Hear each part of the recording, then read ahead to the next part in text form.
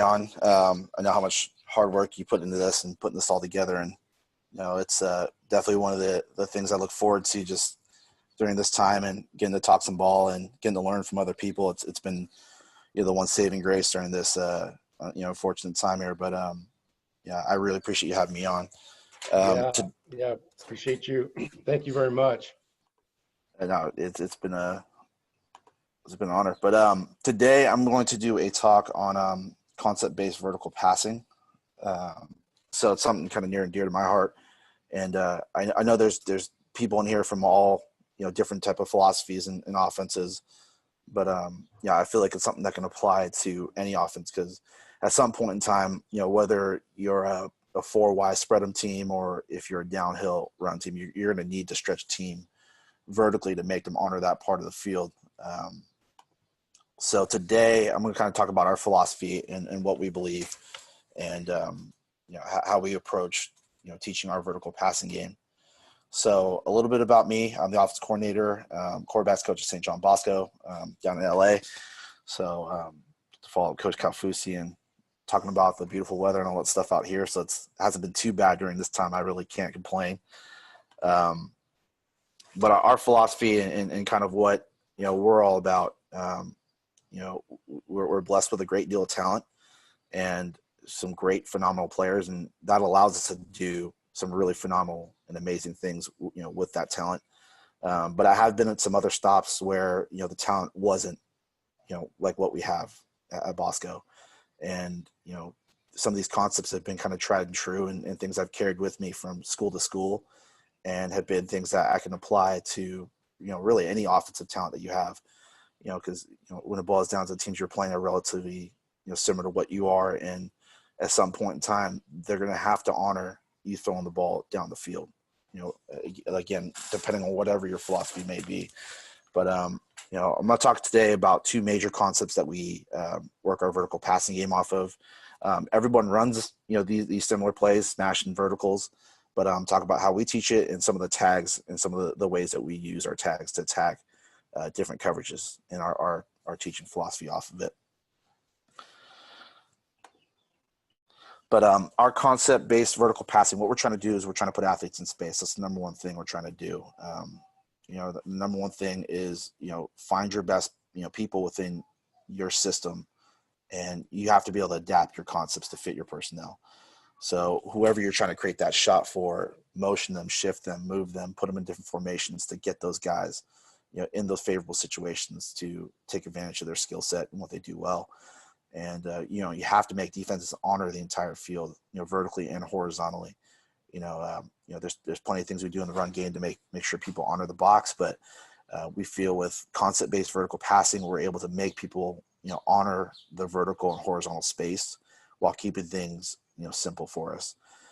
One thing we talk a lot about in our offense is banking reps, just trying to get as many reps of your base offense so you have something to come home to. I've done talks before about game planning and stuff and doing self-scouts. And, a lot of times that you're doing self-scouts, you find tendencies, and tendencies aren't necessarily a bad thing because if you have tendencies as an offense, that typically means you're pretty good at doing something. And, we feel like if you have simple answers within your base offense and what you do, you can continue to stay with your tendencies and still run things because you have tags, you have different things of how you read your plays. There are simple rules for your quarterback, for your offensive line, for your receivers, just so that you can keep running what you do well, despite what the defense is going to throw at you. It's just some of the answers that we have to always account for is, what's our middle of the field open and close plan? So when they're one versus two high versus no high, how are we going to attack those different looks? How are we going to attack when teams pressure us and how we're going to attack when teams drop back into coverage. And we feel like within our concept vertical passing, we have answers to all that. And instead of putting in a new concept, which would, take away practice reps and take away things from other things you run in your base offense, we feel like taking our base offense and tagging things and running, just our rules versus what we're seeing, our kids can execute better. Because when it boils down to it, today's game is about big plays and turnovers. I mean, really what we're trying to do is we're trying to maximize the amount of big plays that we can create, and then limit our turnovers. And I feel like if it's something that we run well we know inside and out. It's something that it's our part of our base. We've seen the looks that we could possibly get off of it, and we can make great decisions, put the ball in great spaces. Guys are used to executing, the same protection, the same routes versus different, looks that they're getting, and we can execute at a high level in order to be explosive without, risking, a lot. And that's one of the big things about, the old adage of, you throw a football, only three things that happen, two of them are bad. We don't feel like that's the case for us, because we've repped through so many situations that, we're not going to drop footballs because it's something that we do every single day, and we're not going to throw picks because we've seen all the looks that could possibly be thrown at us, and we've repped it more than a team can defend it versus us. And that's kind of our philosophy of how we approach our vertical passing game. So the first concept I'm going to talk about is our smash concept. So within our smash concept, I'm not going to talk too much about the smash concept itself. I'm kind of going to get straight into the tags that we run here. But basically, our smash concept, it's our high and our low. We've run it with a variety of different routes on the outside, receiver. And, whether it be a 5-yard snap out, whether it be a hitch, whether it be a whip return, kind of your choice to what you want to do is up to you. But the way we teach it is, we teach it with a hitch and a corner route. Our hitch, the reason why I see the dotted line is as the quarterback works his eyes away, and if you don't get the hitch right away, you can retrace back inside to give your quarterback another check down to work to keep the high-low on the linebackers, to keep people out of your scissors window on the backside. Our corner ball, our major aiming point is the pylons. If we're outside the 25-yard line, we're going to aim for the front pylons. If we're inside the red zone, we'll be reaching for that back pylon. The major thing is clearing through that first level of defender here, and getting back on your landmark and restacking that defender as quick as you can to get on the safety's toes. We don't give our guys a yardage marker. We kind of give them a range to work with. So our corner ball is going to work from about 10 to 15 yards. The biggest thing is we want these guys with open strides, and we want these guys pushing vertically and get these guys on the safety's toes before he makes that break. And one of the major coaching points here on the corner ball is as you're making that break, you really want to take 2 or 3 steps towards your pylon to make sure you keep that angle high. The one thing we really want to avoid is running that flat corner angle and really smashing that concept down and making it easy for that corner to defend. So really aiming high and then expecting the ball to be flattened out if that safety's still over top of you. And if there's nobody over top, expecting that ball to be up and over to the outside. On the backside, our scissors concept, we're taking a corner route to really occupy and take the safety out of the equation. And what we're really trying to do is grab that safety and yank him out of there. So as we're talking about progression and making our receivers understand where they fit, that slot receiver's really got to grab that safety. He's got to go first. The way we work our scissors is we delay our outside receiver. And we've done this a couple of different ways, but today I'm going to show you our stem post, we call it. So we've done it before with a hitch delay, and then he takes the middle of the field. We've done it with a snag or spot type angle where he spots up on the linebacker and then jumps over top in between. But the whole idea is basically we're trying to horizontally stretch these safeties, and we're trying to put 3 safeties on this too high shell. So what we're doing here on this release is we're stemming underneath to allow the H to get ahead of us to grab that safety. And then we're going to get into a trail position and stem underneath him and outside. And as he sticks his route, we're going to work our break and shave right off of his back and work as high an angle as possible. As we're seeing any type of safety over top of us, we have the ability to flatten the thing out to still maintain open grass and get us into an open window. Our back is going to be check releasing. We're a half slide, half man team. So he'll be going through his 1-2 check, and he'll be releasing on his linebacker and breaking out to create the high-low stretch on the linebacker right here. So that's our rules for the receivers. Our O-line protection, typically if we don't have any type of indicators of where blitz is coming from, we'll slide away from our back, basically working a 3-2 slide, and our back will check his 1-2 on his man side. And this will give us a nice strong backside to come through when we reset our eyes back to our scissors concept. For our quarterback, this concept is meant for 2 high coverages. It's our open, coverage plan. So we're really looking to attack the horizontal portion of this play vertically. And that's kind of the major coaching point we're looking for. And what I'll tell our quarterbacks is, your alert, and if you could take an easy, 6 to 8 yards and you got an off corner, go ahead and take it. But if this area is gray at all, go ahead and just check it real quick as you're getting back in your drop. But we're really looking to put that stretch on the free safety and the weak safety. So really trying to work the top part of the coverage, if we get the look that we're planning for, which is middle of the field open. Kind of the thing we talk about is this is the concept for a quarterback. To abandon your concept, you better be ready to risk it all, and you better be ready to get a good chunk before you take away and bypass our concept. So it's kind of our rules for it. If you guys have any questions, feel free to throw it in the chat, and I'll answer it before I get the film. But if not, we'll go right to the clips of it. So this right here is just our alert soft corner right here to the smash side and to the boundary. So we're just going to take it right now. All right, quarterbacks can also cut their drop down to get that ball a little bit quicker out there. But as we're getting here, corners bailing, inside leverage for the overhang right here. So we can just take an easy 6 yards on this on first down and get into good schedule to move on. Next clip right here, quarterback does a really good job of freezing that corner. He's really the conflict player that's in between both those routes. There's no safety help over top. So really what the quarterback does a good job here is manipulating the corner's eyes here to make him jump the low ball before he jumps back over top and throws the corner ball. So he sets his shoulders and eyes real quick just to get this guy to freeze. And with no safety help over top, he's able to spot that ball to the corner. Okay, this is where we're getting the horizontal stretch here. So we got a low corner, so there's nothing easy for the hitch right here. Our scissors is coming from the boundary side.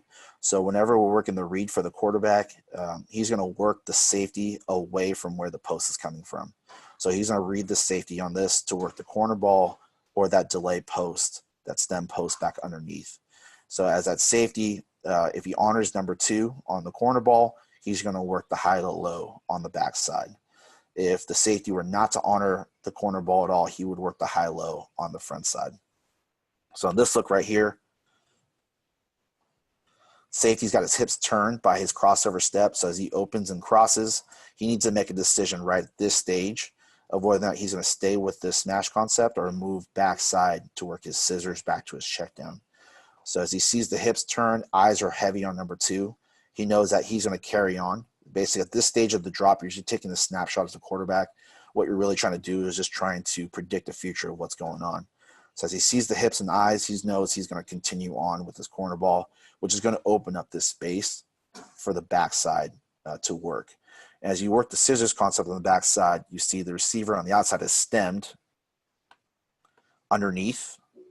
He's trailing slightly outside and behind. That's basically the alignment and the stagger that you want. So slightly outside, trailing a man, so that make sure that the slot receiver grabs the safety's attention before. So as you see right through here, safety gets his hip turned. We have an open area to take a high angle post, and now we can layer a ball right between the linebackers or right over the linebackers. So he spots it right between the windows, and we're able to split the defense and go.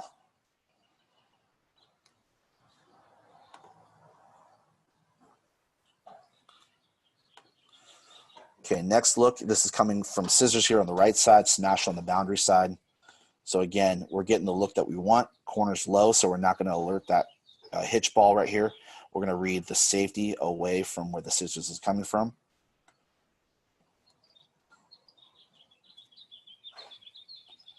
So as we open and cross, we're seeing eyes heavy on number 2. Hips are turning out toward the corner ball. So this is going to alert us to work back behind to work the scissors here.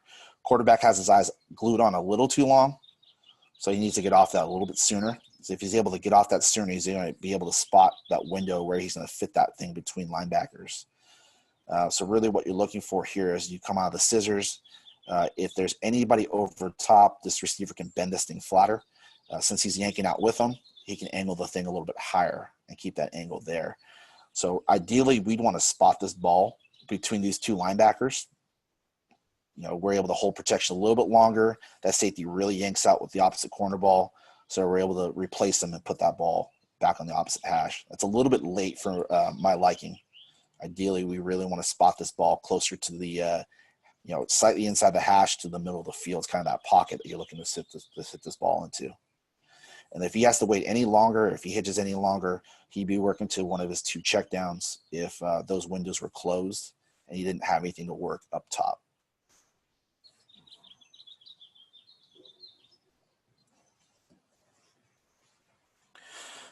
Okay, it's scissors coming from the left side, smash on the right.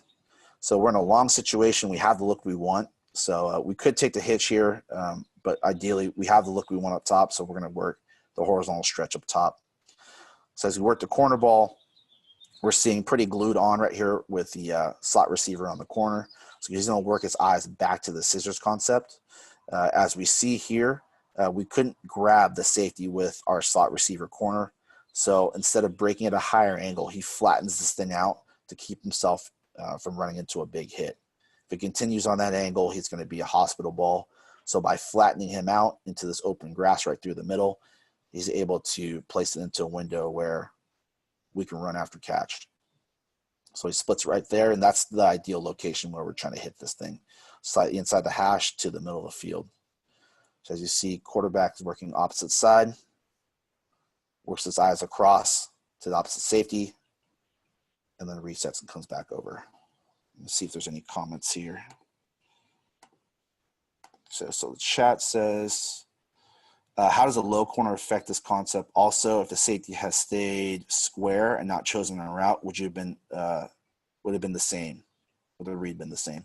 So a low corner, it really isn't going to affect our how we read this concept very much. We're just really going to work the top part of the coverage if we're seeing that low corner. If the safety has stayed square and we see grass to fit that corner ball in there, we're going to throw it. Basically, as we're seeing that window, if they're playing like a cover 2 look where safety's staying on the hash and that corner staying low, we'll fit that ball out there. So basically, if he doesn't make a decision, we're going to throw it to open grass. So basically, as we cross over, the quarterback is looking to the window where that corner ball is going to fit. And, if he can get it, if he has favorable leverage by his crossover step, he'll reset and throw that corner ball. So if that answers your question.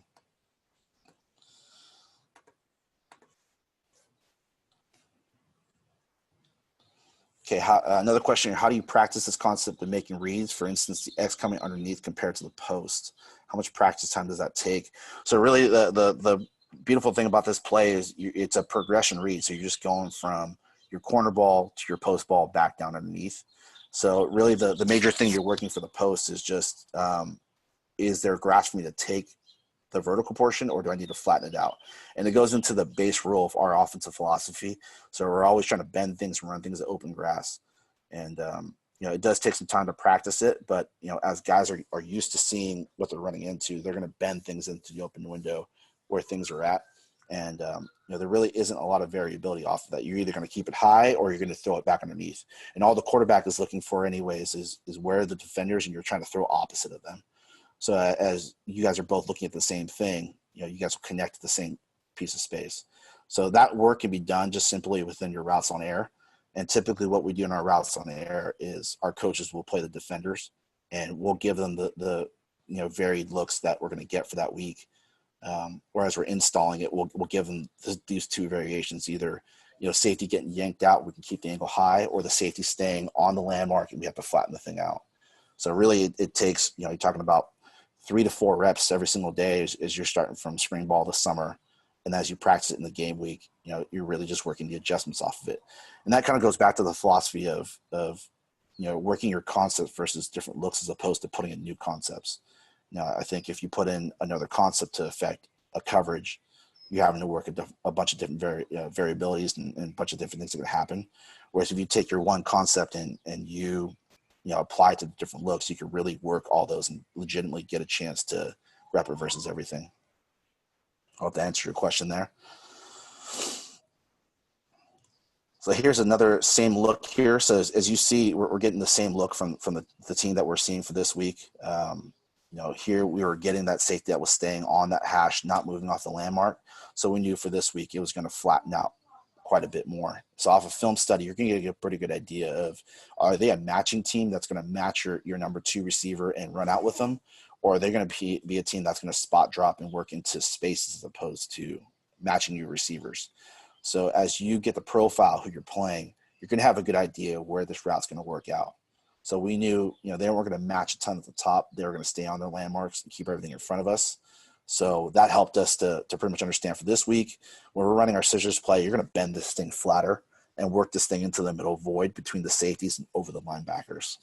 So in a given week, you're usually not going to have to work every variation of every single play. With film study, you're going to have an idea of how they're going to play certain route stems and how they're going to react to routes dispersing around the field. So here it is again. They're over top, so we bend this thing flat. And it ends up being the nickel that ends up playing us. But because he's so deep, you just have to answer the simple question. Can I keep this angle high? If I can, then yes. If not, then bend it flat. So basically, if they cap off your route, just go ahead and snap that thing flat and bend it. So we always work towards the high angle first, and then you can always adjust flatter if need be. Okay, here's one more scissors concept to the right side. Eyes go to the opposite free safety for the corner ball. Corner is relatively pretty low, so we're just going to bypass this because we have the look that we want for the top part of our coverage. Get back to slow-mo here. So open cross, you're reading the opposite safety. And the major thing here is with the quarterback, you really want to make sure the eyes lead the feet. So as you get to your crossover step, if you still don't have a good look for your corner ball, don't keep staring at it. What I tell our quarterbacks, it's just like going to the fridge. You open the fridge once and there's no food in there, and you go back and you're expecting food. There's not going to be food in there. All right. Don't go back to the fridge twice. So if you open the fridge once, there's no food in there, move on, look somewhere else. All right. So in this case, crossover step, the safety still has good leverage. That corner is pretty deep to influence that corner ball. There's not much love for you right here. So go and get your eyes back to the backside. There's your scissors concept grabbing the way we want. So now we got a good relationship here. All right, our slot receiver is able to get on the safety's toes and yank his eyes. And now we get him in a trail position to open up our scissors route. So now you throw away inside and low, and we're able to run away from that safety. Okay, here's to a check down in this look. So now as you take a look on this, the scissors are coming from the right side. So we're working our eyes to the left first. With corner and safety bailing, there's not a lot of room for that corner ball to be working. So the quarterback's going to work his eyes back to the middle of the field for the scissors concept. He sees collision right here by the overhang. So anytime he gets collision and knocked off course, all right, you've got to fast forward and move on to your next progression. Since he's heavy on the scissors concept, all right, it's going to alert your eyes right back to the check down.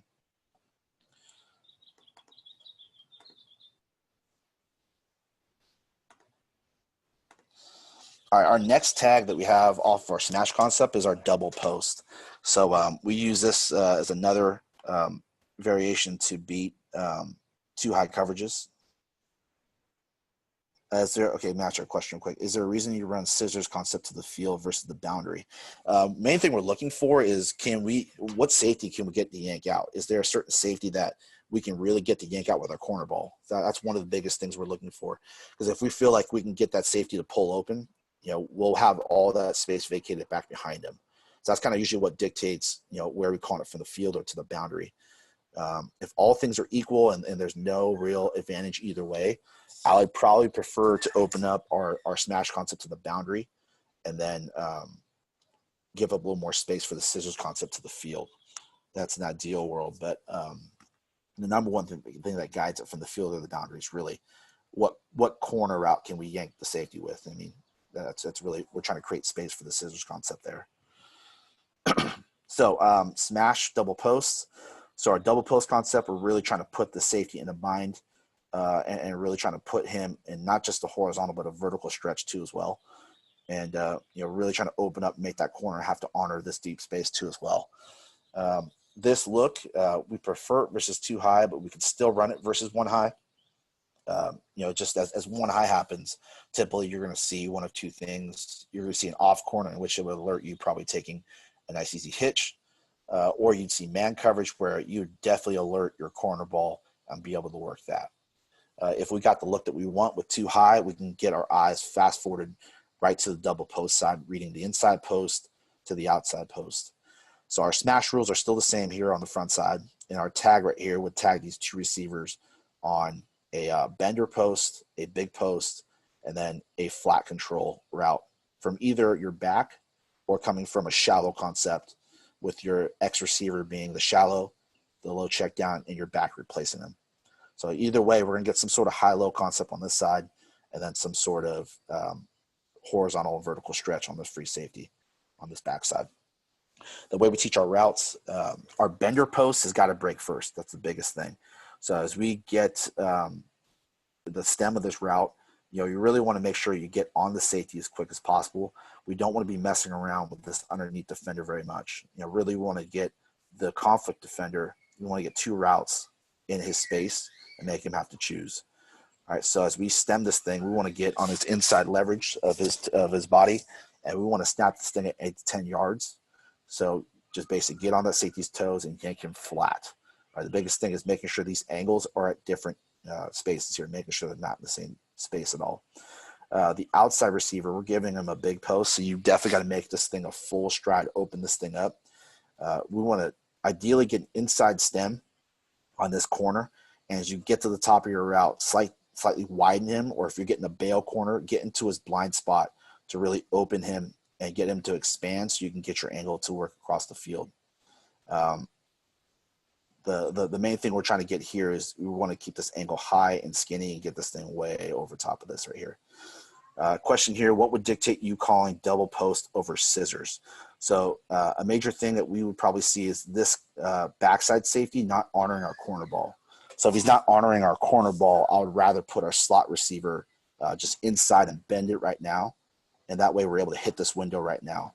If we're able to get this safety to yank out with our corner ball, I would probably get me into the scissors world a little bit more. If that makes any sense. So it really depends on how the safety is playing our slot receiver. So that's really the number one thing that's going to dictate that. That's a great question. So read-wise for our quarterback, if he's getting the prime look that he's looking for, he can fast forward his eyes right to the double post side safety. And he's looking for the bender right now on rhythm. So as he hits his third step, trying to hit it right off his last step. If he needs a reset to buy extra time for the receiver to get open, he has that. But by the time he gets to a reset, he either needs to be working back to the outside post ball or thinking about checking this ball down. So here we have a 2-high look. I really like this look off of stacks. So we jump into stacks to get some sort of stack check off of this. A lot of times teams will either play you in some sort of 2-man, banjo game, or they'll get you in some sort of cover 2, or they'll play you in some sort of line check where they're either going to play point man on the point man, back man on the opposite, or they're going to play the point man on the back man. Either way, we're going to be able to get one of these 2 routes open versus any of those stack checks. As we run it in stack, we would want to get our slot receiver stemming inside, grabbing that safety, and then bending it flat, and then expanding this guy and really giving him a lot to think about here. Off of this same stance and alignment, we would run vertical, we would run out routes, we would run shallow routes. So making that stem as similar as possible to make this guy have to honor all the routes that we run off of those stems. So the 2-high look that we want, our quarterback can fast forward his eyes right to the post side safety and make him wrong by the crossover step, right? See which way he's glued onto. So if you can see here by his crossover step, this safety is pretty glued onto our bender. So he knows he's going to yank with him, which is going to open up all that grass back behind. So as he works the top part of his drop, he's going to reset and work this place to the ball away from where his corner is going to be. So if his corner is going to be low and inside, that ball needs to be up and over top. If the corner is playing outside leverage and trying to top the post route, then he can bend it flatter and put it more on his hip or on his body to run it away from coverage here.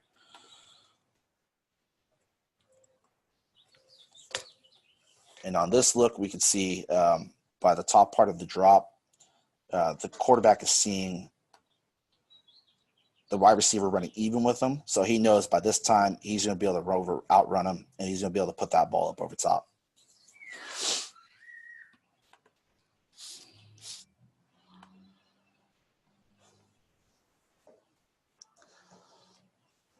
Okay, double post here to the right side. We have the 2-high look that we want, so we're going to fast forward our eyes right to the post side safety.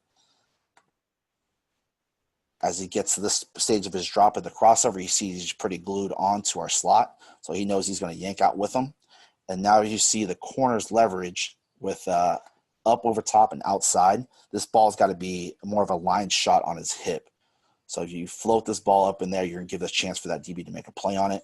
You want to put that ball always between the receiver and the DB so that the receiver can use his body to shield the throw. So that ball fits inside and more on his body right there. You have a little bit of space to throw this thing across the field. So if we were aiming more towards the R or the A, you can let him run under it and go ahead and chase that ball down and go and get it. That's another location where you could fit that ball. The major thing is just getting away from coverage here at the top. So a real quick question, how do you determine for the QB whether the double post side is glued to the bender post rather than the deeper post? Is it a landmark or is it eyes? So it's two major things. So it's his depth and where the angles of hips are. So, you know, it's a combination of the two. So if the DB is really, really deep and his hips are square and he can transition and still get over top of the post ball, then you obviously throw your bender ball. You know, if he's more flat-footed, then he's going to have a hard time getting to that post ball because that post ball is going to strike it about 35 to 45 yards. So really it's how well can that defender transition to get into that window. For instance, if his hips are square versus hips are turned outside versus the outside post, that would help to give you an indicator of whether to work the bender.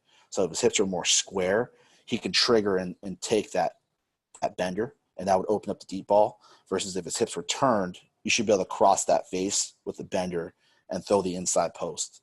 Because his hips are outside, you should be able to work away from where his hips are turned. Because as we're getting to our drop, eyes will help us because eyes are typically going to tell us who he's reading off of and who he's going to trigger off of. But it really is the depth, the width, and where his angles of his hips are turned. And really what you're trying to teach your quarterback is, when we watch film of a certain concept and we're scouting an opponent, what we do is as we get to the stage where he has to make the decision, we pause the film. So open cross. So we get to this stage of the film and we get to see how well they're able to transition from this snapshot of what you'd be seeing in game time. So that's the decision, that's the trigger, and that's the picture the quarterback would see live in game time. And if you take a look as you play the clip, you get to see, okay, how's he going to trigger off of that? So as we bend that post, you'll see he triggers right off of that with his hips square. So that'll help you kind of figure out what you're going to get that week for game planning and how they're going to react to your routes and your stems.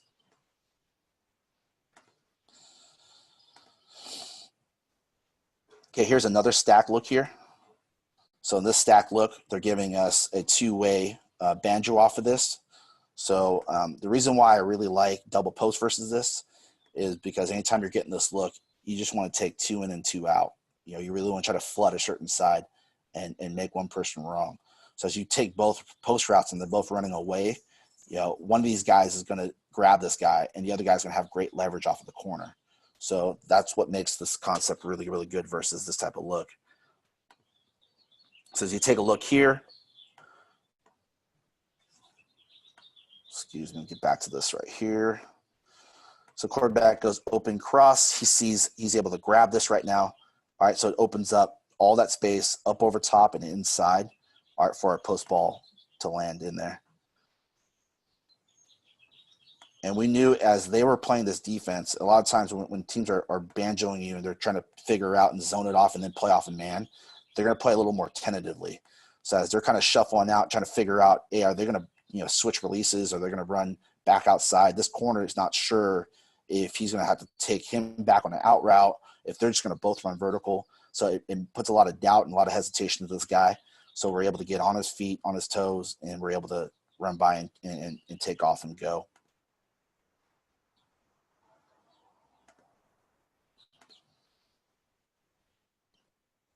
Okay, another stack look off of this. This is versus cover two. So we're able to take our point man and grab this safety right here and yank him across. And then open up the big ball up over top.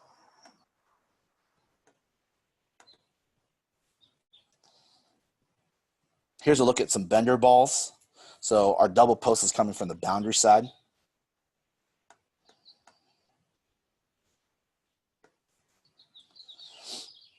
So our safety is inside on the hash and rolling away. So as we're getting into this window, we talked about, we're still going to aim to try to cross the safety's face. But as the safety rolls away, it opens up a lot of space for that bender ball for us. So as we wrap the linebacker right here, it gives us that window right here in the seam where, cover 3 is going to be typically weak for a defense. So he drops right into the window right over top of that linebacker, a nice 2 ball right over there, and layers it right over and gives it right into the seam.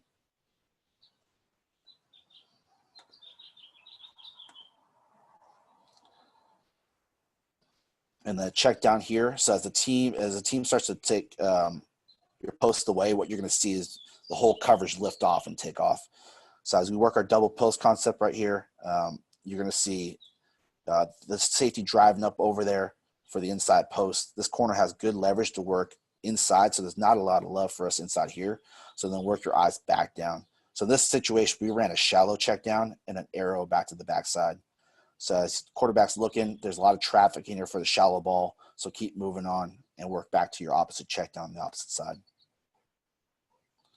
So teams really do have to honor this to take this away. They have to take underneath guys and try to close those windows down. And when that happens, it opens up, great opportunities to work your back and other low, shallow routes for easy throws and easy checkdowns to get that ball out quickly out of your hands. All right, so next I'm going to switch gears to our verticals concepts. Check to see if there's any questions. Nope, we're good. So our vertical concepts. So this is our base drop back play. I'll kind of explain to you how we teach it and how we work our routes off of this. So first of all, our outside receivers have the same rules. So our solid lines are where we want to put our landmarks on. So ideally, we're looking to get our outside receivers stacked back on top of the numbers and give that quarterback the box to fade that ball up outside of the numbers. So like QB box, we talk about being from the bottom of the numbers to the sideline to fit that ball onto.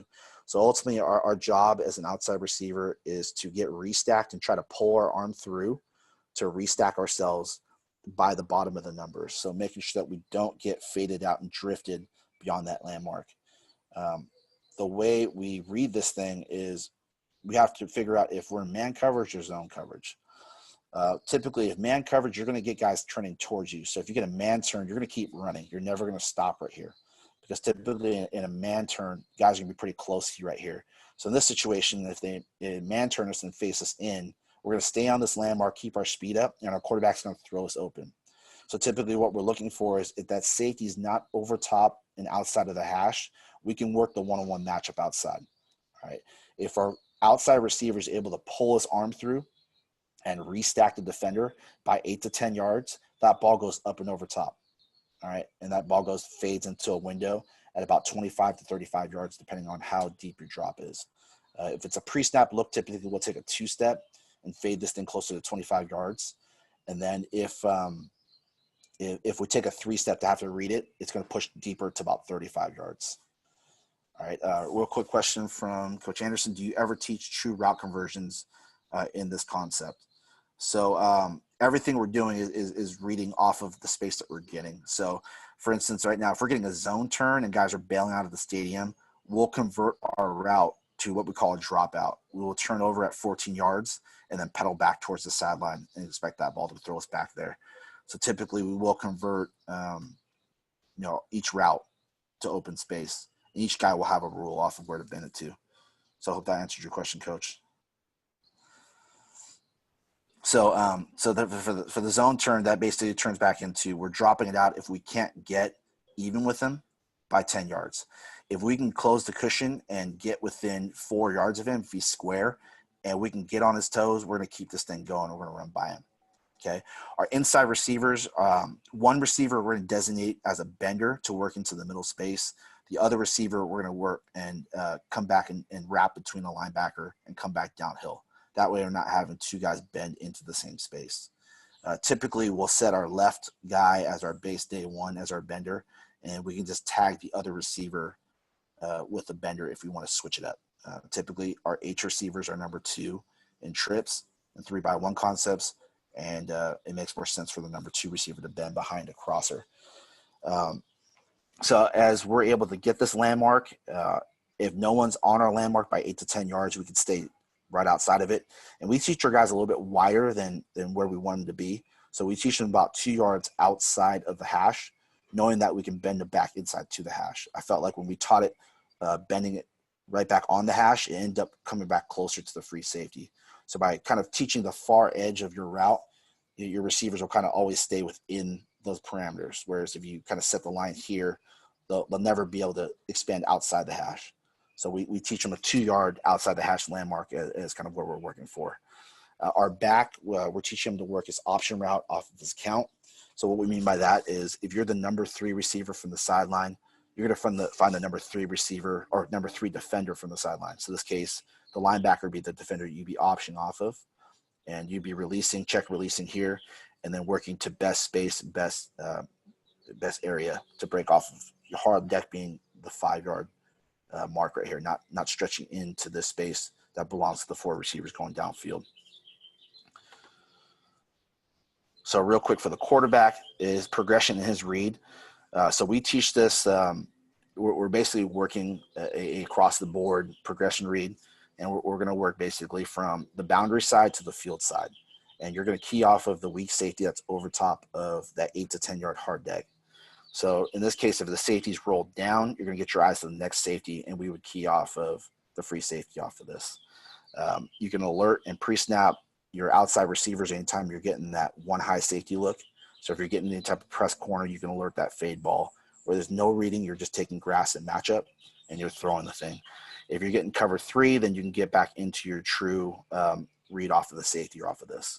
So typically we're going to key off the safety, thinking about throwing this weak safety, or sorry, this short side seam ball right on time, and then resetting to the field side seam ball, and then resetting to the field side outside receiver back down to your back.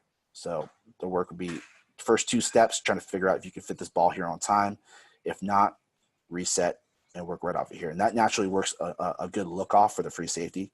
So as we're looking here, if he doesn't move, drill this thing into the seam ball at 15 yards. If he moves, then you're resetting and throwing the seam ball to the opposite side from 20 to 22 yards on the opposite side of the field. As you're getting cover 3, typically you're going to get overlappers. Guys are going to want to try to play the seam outside in. And what we would do in that situation is this receiver would see corner over top. He would drop this thing off, and we'd be able to check this ball back out to the sideline here. Protection right here is the same for us as we went earlier, so I'm not going to go over that right now. So here we're getting 0, sending double edge pressures, walking down. So this is a true pre-snap look. We have what we want. So 2-step, ball ends up at 25 yards. He sees right at this point, he triggers. He's able to pull his arm through the defender, and that's what we call a restack. So as long as he can pull his right arm through the defender, and as the quarterback sees there's no right arm hanging behind the DB, he can go ahead and fit this ball up and over to the outside. So that's your 3 ball arcing up over top. Receiver does a good job of holding the landmark and then fading outside. And that's the biggest thing is when you're figuring out man throws, you always want to use the receiver's back to shield the ball. So if we're restacked, you want to throw that ball over top so he can shield with his back. If he has his arm back behind and he can't pull and restack through, the way you turn your back to the defender is throwing it back shoulder. And our back shoulder throws, it's a little bit of a timing throw. And honestly, not every receiver is going to be a back shoulder type guy. Typically, you're going to be your bigger body type guys, your guys that have a big catch radius and can kind of get up and turn around and be athletic with it. But typically, our back shoulder throw, as we're setting up the trigger and throw this ball, our quarterback's typically setting up at about 10 yards or so to throw the back shoulder. And he's going to throw it just slightly ahead of where everything is. So where the DB is and where the receiver is. And as the receiver runs through the zone, that ball will end up back behind him. So it takes quite a bit of feel, but we work it in our pat and go drill every single day as our quarterbacks start to warm up. And it's kind of a feel thing where you're working as you see that back shoulder open up, that arm back behind, you're just trying to replace where the open space is. So cover 0, we're getting blitzing here. So at this point, you can take any one of your 4 matches going vertical. So in this case, our best matchup is actually with our slot receiver up top. And no safety help over top. Everything is low, so he can go ahead and take this thing and fade this thing up. So this, a 3-step drop will push this ball to about 30 to 35 yards. And by throwing it up and over, he's able to climb the ladder on this. Receiver could also paste this and put it over his outside shoulder, but he felt comfortable going up high pointing this ball, which is fine.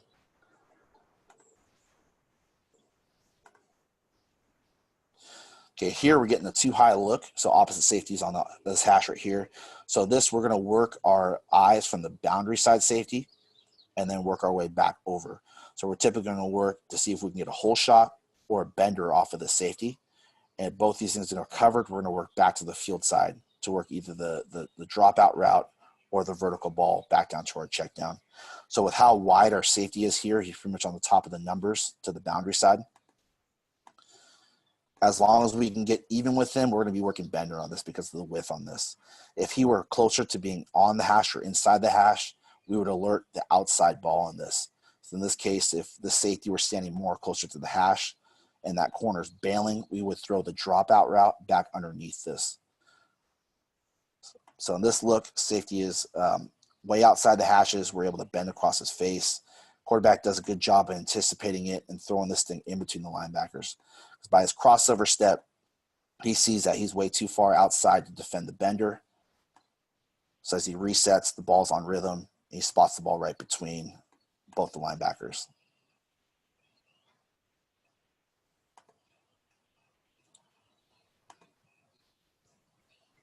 And this next look, they end up rolling to cover 3.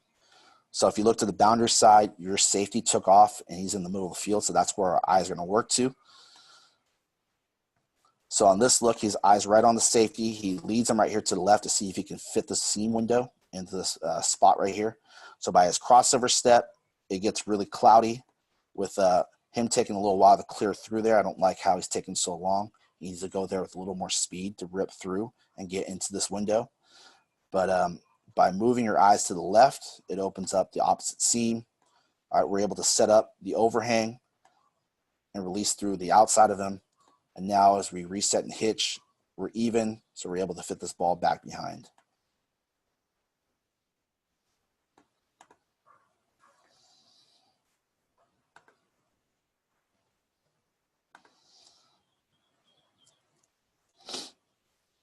Okay, now we're going to work a dropout ball right here on the boundary side. So it's 3rd and 9 here. So he cuts off a little bit early. But as you take a look, our read is still going to work off of the weak safety. The weak safety ends up rolling away back to the field side. So then that pretty much puts him in a great situation where he has a lot of space back underneath. So as the receiver gets to 8 to 10 yards, he can't close the cushion. He's getting zone coverage with the guys playing square and deep. So he cuts the thing off and makes himself available and open back underneath. So all guys are doing is just running back into open space. And quarterbacks are just going right off of their read. So if that safety will work outside of this, we would work our eyes and continue across. But since he's rolling away from our right side, our eyes will stay on the right side and work one of the 2 receivers off of this. And really all we're doing is, what's this defender going to do? If this defender ends up cutting underneath number 1, it would open up the seam ball for our slot receiver on the right hash. But since he hugs up our slot receiver, it puts a one-on-one situation with nobody underneath to help out for our outside receiver.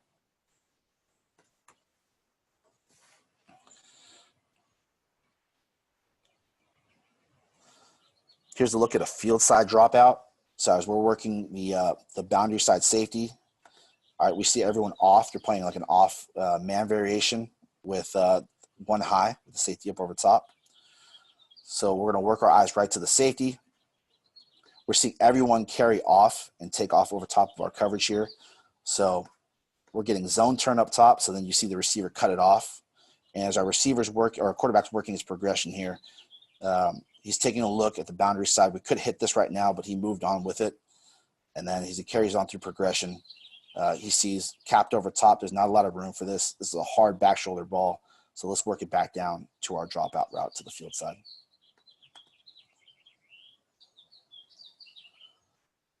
So the nice thing about the dropout route is if you're getting a lot of zone coverage, it gives you one of your checkdowns back to one of your receivers, especially if they're going to send any type of blitz looks, or if you need your back to protect it a little bit longer to get this ball off. It gives you an extra guy to buy a little bit more time to get this ball away. Here it is back to our back on the check down. So working the boundary safety on this look. We take a little bit too long messing around with the overhang right here to get on the safety's toes. So the quarterback has moved on. So as he works on through progression, he sees everyone lift off coverage. So he works it back down to his check down there. Okay, 3x1 variations. So the nice thing about this is out of 3x1, nothing changes for the quarterback. His read still maintains the same weak safety read and just going from boundary side back to field side. In this coverage and this look, we get to attack a wide variety of coverages here. So a lot of the trips coverage that you're getting where you're going to get some sort of 2-on-1 bracket on one of your guys. So somewhere in trips, someone's going to get doubled. So the beautiful thing about this play is you're going to be able to find that one-on-one matchup. So if they're playing that two-man or cover two look on the backside, it opens up one of the two slot receivers to the field side. If they're playing like a stump or stubby look where you get the triangle over here, that crosser is going to be able to yank out that safety. You're going to be able to true one-on-one right here with your number two. So the beautiful thing about this is, based off of the coverage, you're going to be able to find that one-on-one matchup really quickly. If they're playing poach and the safety is playing across to the number three receiver, you're going to be able to work your one-on-one matchups on the backside. If they're putting multiple double teams over, your slot receiver and your outside receivers, then that's going to put your one-on-one matchup back to your running back. So somewhere, some way, shape, or form, you're going to be able to get through your progression. You're going to be able to find a one-on-one matchup where there's a lot of space to work. That's the beautiful thing about the trips variation. So the only major difference here in landmarks is how we teach our crosser. So our crosser route, we teach them as day one as a USM route. So under Sam, over Mike. So he's going to get under the first linebacker, climb up vertical, and then snap this thing across to the far hash. If he sees the safety here sitting on the far hash, he can keep this thing skinnier right through here and make him honor over top so he can snap this thing over. If we're getting any type of man coverage, it's really important that on the vertical portion of this, he works in what we call a stair step, to where he works back outside and really sets this thing up so when he snaps this thing open, he's open at the right time to run away from coverage right there.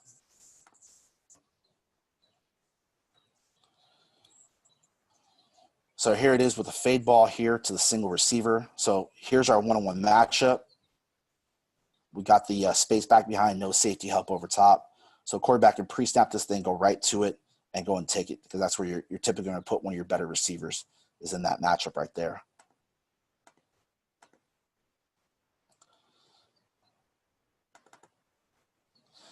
We also run this with our tight ends as the single side vertical. So we tagged him on a corner ball here, him being in the same landmark. And this goes back to a pre-snap read again. We had pre-snap with the safety rolled down. They went corners over. So we had a good matchup here. They ended up playing the outside linebacker man up on him, which gave us an even better matchup. So then we're able to take this on rhythm. So this is strictly off of pre-snap. We're going straight to it. But it's another way you can get into a different formation, show a different look, but make it a simple, easy read for your quarterback to make it consistent. Here's a look at a single side dropout. So with the safety rolling away back to the trip side, here's your one-on-one matchup. And since the overhang is not influencing the throw underneath, he can cut that thing off and we can throw it back underneath to the single receiver. And all is all predicated off of where the weak safety is going. Since the weak safety is helping out towards the three receiver side, you can get your eyes right back to the single receiver and basically play the 2-on-1 game on the overhang. If the corner bails, you're going to throw underneath to this outside receiver. If he bails, the option route will be breaking outside to replace him.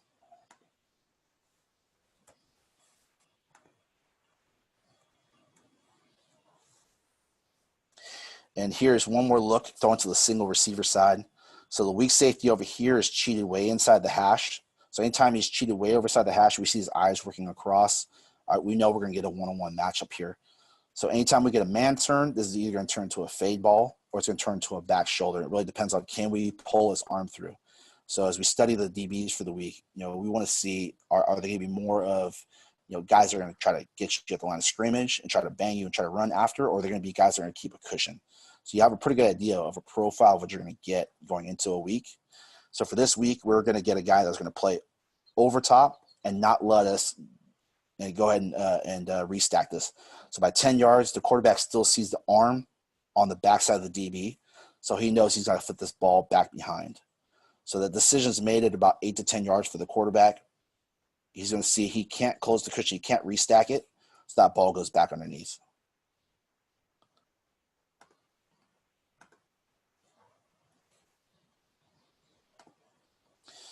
Okay, here we get to a crosser window. So we look at the weak safety, and the weak safety ends up rolling down, and yet playing an invert coverage here in the backside. So with him vacating that landmark right here, all right, we're really going to work to see where we can fit this crosser ball in between the linebackers. So as we see, he does a good job of staying skinny. All right, he works under the first backer and then climbs the second backer. So there's your first backer to go under and then climb over the mic right here. So under Sam, over Mike. And as you get to linebacker depth, you got to give eyes through one of the windows. So this we call a windows drill. If we're getting guys that are spot dropping into underneath windows, we need to give eyes, and our quarterback's going to throw before he's open into the window. The biggest thing is, you're looking at the grass that he's running into, all right, not at where he is. So you got to throw when he's covered and throw him into open space. That's a good job of leading him right into that open window and fitting him into that window on time. So the way we practice that drill is we have 3 to 4 guys standing in the line, and we can either work cross angles or we can work dig angles, where guys will run across when the quarterback gets to the top of his drop. And basically the 4 guys standing there are the defenders. And then on the snap, the guys can step one way or another. So they can move this way, they can separate across, they can get closer together. That way the quarterbacks are working different windows to throw across. It's a great drill to kind of get a feel of when to release that football and when to time it up to where he's in that window when you're releasing it on time.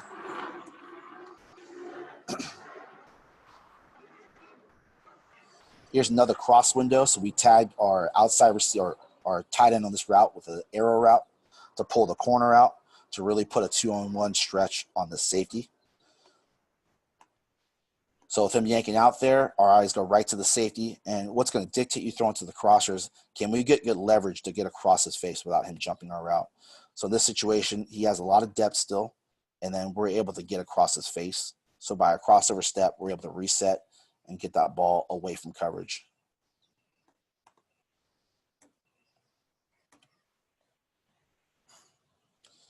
Another look at the crosser. So they walk their outside linebacker. Here's really their corner. The safety ends up rolling away back to the middle of the field, so our eyes go right to him. As we go right to that part of the progression, as we cross over, we see our crosser is able to get inside leverage of him, and it opens up that space on the opposite side to throw.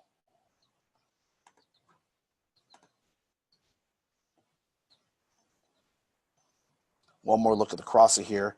Here's with the fast motion out of your backfield to put a faster horizontal stretch on these underneath defenders. Read's still the same for your quarterback. Eyes go right to that safety. We have great leverage on that safety to the opposite hash, so we're able to throw that thing right between those 2 linebackers.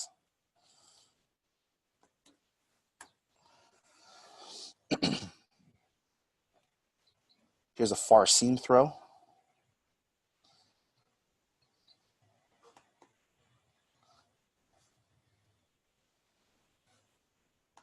So as you're taking a look here, the crosser's occupied by 2 defenders. So then you work your eyes across to the opposite hash. As we see the opposite hash here, we're able to get restacks, so that ball goes over top because there's no safety help to help out over top anymore.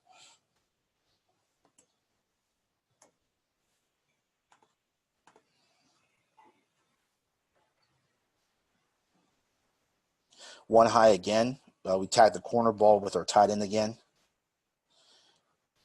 As we see now, the free safety has good leverage on the crosser. He's inside leverage of him.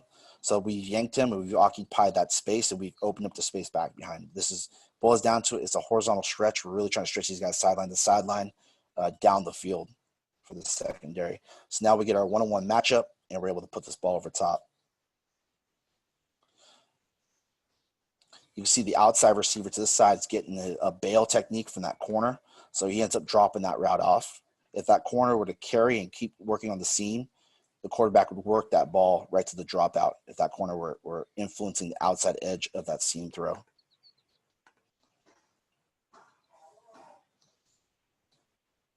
Last one here, I'm going to show the dropout throw to the field side. So you kind of see how we worked the full progression of working that corner ball. We've worked the crosser. We've worked the far hash. Now you see the corner trying to carry and influence the outside edge of that seam, and it opens up that dropout ball. The one thing I would want is this slot receiver's got to work underneath the first backer and climb. So he got mixed up and ended up running on the wrong landmark and ended up closing the space off and covered himself and the opposite hash. But for the quarterback, that's fine. If your window's closed and you have nothing there, stay on progression, keep moving your eyes through progression, and keep working laterally, horizontally through the read. So those are just two of the ways that we work through and stretch the field vertically. Here's my contact information. If you guys want to ask me any questions, I'm more than welcome to share and work anything to help you guys out. But I appreciate you having me on, Coach, and I'll take any questions right now if you guys have any. Yeah, great job, Coach. A lot of good stuff there. Guys, got any questions? Yeah, I got a couple right here. What position does your best receiver typically play for these deep concepts? Any preference? So typically, I'm going to have, if we're going to get in 3x1, you got to kind of have to put your best deep ball guy outside, and that's kind of number one to your single receiver side. That's really got to be your guy that can win a fade ball or can big body up and go get something or get a back shoulder. I think that's number one. And then depending on the coverage of your slot receivers, I mean, typically we put our best receiver where the bender's going, but it really depends on where they're going to double. So if you're breaking, a team down and they're doubling your crosser, well, let somebody eat that up and take two guys away and go and put your better guy on the outside. So it's playing a stump and stubby look, and they're going to put number two on vertical of your number two receiver. Well, let's put our best guy there. So it really depends on how they're deploying it. And the ways we do it and get our guys in the right spot is, motion your guys, or what I didn't get to was switching your releases. So, if you're getting, 3x1 and they're putting their best guy defending the number two vertical, we'll switch your number two and number three on the verticals. Put your number two guy on the crosser, put your number three guy on a wheel up the hash so you can put him on an isolated situation. So there's a couple different ways you can move your guys to get them in the best concept, the best place to take advantage of their skills.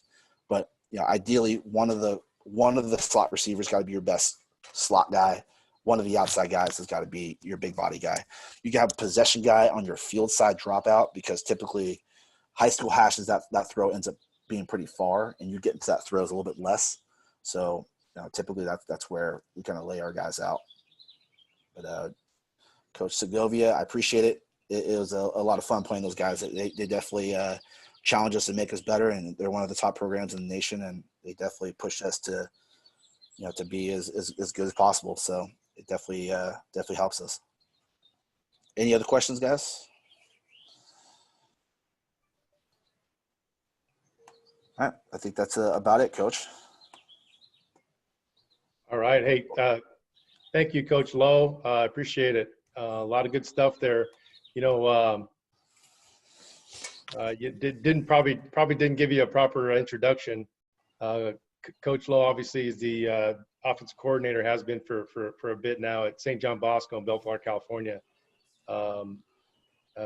National champions, right? Last year, 2019, number one ranked team in the country. So these guys know how to get it done every year. I mean, it seems like you guys put out an awesome team every year and great coaching staff. I've had a chance to hook up with you guys a couple of times, and Coach Lowe, when things get back to normal, I got to get back out to Bellflower and have some of them fish tacos that we smashed that one day. So oh man, anytime.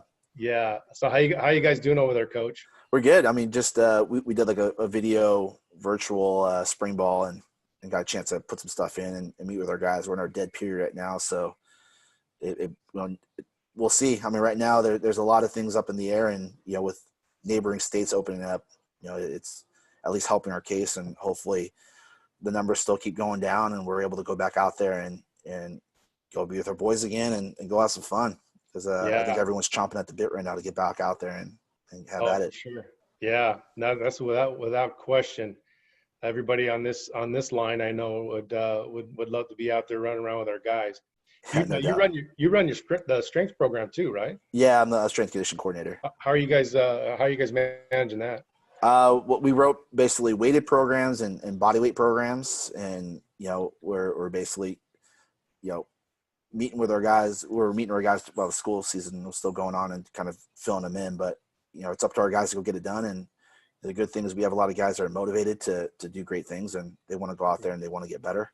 The biggest thing for us is just keeping the running portion up. That's the part that I feel like drops off the fastest. I feel like when we get back, we're going to be able to put strength back on our guys and get them back going. But man, that speed work, if you sleep on it for a second, it goes real quickly. So Right. just preaching to our guys to stick with our running program, and depending on what you have, you can always find a space to run and still get some good quality work. Gotcha. But yeah.